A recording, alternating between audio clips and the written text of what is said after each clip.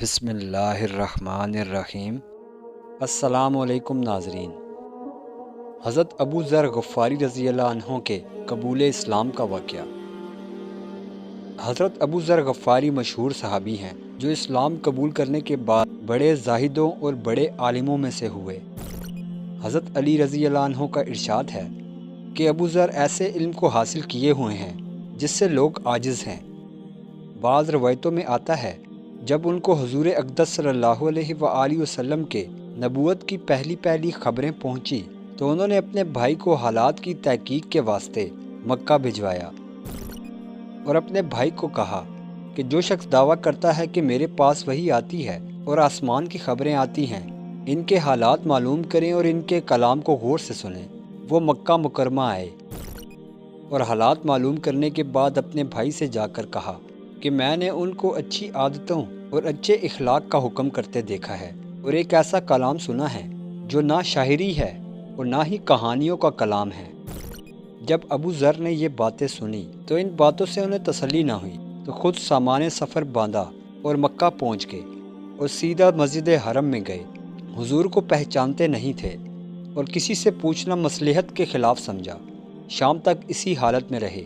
جب حضرت علی رضی اللہ عنہ نے دیکھا کہ ایک پردیسی مسافر ہے، مسافروں کی، غریبوں کی اور پردیسیوں کی خبر، ان کی ضرورتوں کو پورا کرنا ان حضرات کی گھٹی میں شامل تھا، اسی لیے ان کو اپنے گھر لے گئے، میزبانی فرمائی، لیکن ان سے پوچھنے کی کچھ ضرورت نہ سمجھی کہ کون ہیں اور کہاں سے آئے ہیں۔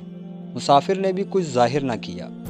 صبح کو پھر ابو ذر مسجد کو آ گئے اور دن بھر اسی حالت میں گزارا، نہ کچھ پوچھا اور نہ ہی کچھ دریافت کیا، کیونکہ حضور اقدس صلی اللہ علیہ وآلہ وسلم کے ساتھ دشمنی کے قصے بہت مشہور ہو چکے تھے۔ آپ کو اور آپ کے ماننے والوں کو ہر طرح کی تکلیف دی جاتی تھی۔ ابو ذر کو خیال ہوا کہ صحیح حال معلوم نہ ہوا تو اور بدگمانی کی وجہ سے مفت کی تکلیف اٹھانی پڑے گی۔ اسی حالت میں دوسری شام کو بھی حضرت علی مرتضیٰ رضی اللہ عنہ کو خیال ہوا پردیسی مسافر ہے، ظاہر جس غرض کے لیے آیا ہے وہ پورا نہیں ہوا، اسی لیے پھر اپنے گھر لے گئے اور خوب خدمت کی، مگر پوچھنے کی اس رات کو بھی نوبت نہ آئی۔ اسی طرح تیسری رات کو بھی یہی صورت ہوئی تو حضرت علی رضی اللہ عنہ نے دریافت کیا، فرمایا کہ تم کس کام سے آئے ہو، کیا غرض ہے؟ تو حضرت ابو ذر غفاری نے پہلے ان کو قسم اور عہد دیا، پھر حضور کے بارے میں دریافت فرمایا۔ حضرت علی رضی اللہ عنہ نے فرمایا کہ وہ بے شک اللہ کے رسول ہیں۔ صبح کو جب میں جاؤں گا تو تم میرے ساتھ چلنا، میں وہاں تک آپ کو لے چلوں گا، لیکن مخالفت کا زور ہے، اسی لیے راستے میں اگر مجھے کوئی شخص ملا جس سے میرے ساتھ ملنے میں تمہیں کوئی اندیشہ ہو تو تم سیدھا چلے چلنا، جس کی وجہ سے میرے ساتھ ہونا معلوم نہ ہوگا۔ چنانچہ صبح کو حضرت علی مرتضیٰ رضی اللہ عنہ کے پیچھے پیچھے حضور اقدس صلی اللہ علیہ وآلہ وسلم کی خدمت میں پہنچے۔ وہاں جا کر بات چیت ہوئی، اسی وقت مسلمان ہو گئے۔ حضور اقدس صلی اللہ علیہ وآلہ وسلم نے ان کی تکلیف کے خیال سے فرمایا کہ تم اپنے اسلام کو ابھی ظاہر نہ کرنا، چپکے سے اپنی قوم میں چلے جاؤ، جب ہمارا غلبہ ہوگا اس وقت چلے آنا۔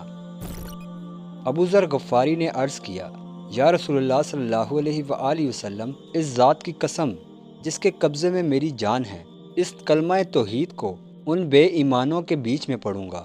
چنانچہ اسی وقت مسجد حرم میں تشریف لے گئے اور بلند آواز میں کلمہ توحید پڑھ لیا، اشہد ان لا الہ الا اللہ و اشہد ان محمدً عبدہ و رسولہ۔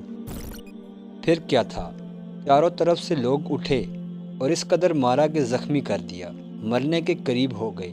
حضور اقدس صلی اللہ علیہ وآلہ وسلم کے چچا حضرت عباس رضی اللہ عنہ، جو اس وقت تک مسلمان بھی نہیں ہوئے تھے، ان کے اوپر بچانے کے لیے لپٹ گئے اور لوگوں سے کہا کہ کیا ظلم کرتے ہو، یہ شخص قبیلہ غفار کا ہے اور یہ قبیلہ ملک شام کے راستے میں پڑتا ہے، تمہاری تجارت سب ملک شام کے ساتھ ہے، اگر یہ مر گیا تو شام کا آنا جانا بند ہو جائے گا۔